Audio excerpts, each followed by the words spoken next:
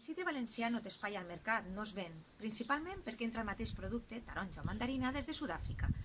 Res a dir si les condicions foren les mateixes, si jugàrem a les mateixes regles del joc, però no és el cas. Als agricultors valencians, la Unió Europea es demana uns requisits a la seva producció, de tipus laboral i sanitari principalment, que reverteixen en una major qualitat del producte. El mateix no es demana a les taronges africanes, la qual cosa provoca que el mercat s'ompli d'unes taronges més barates però de pitjor qualitat, i les nostres, les valencianes, es queden a l'arbre.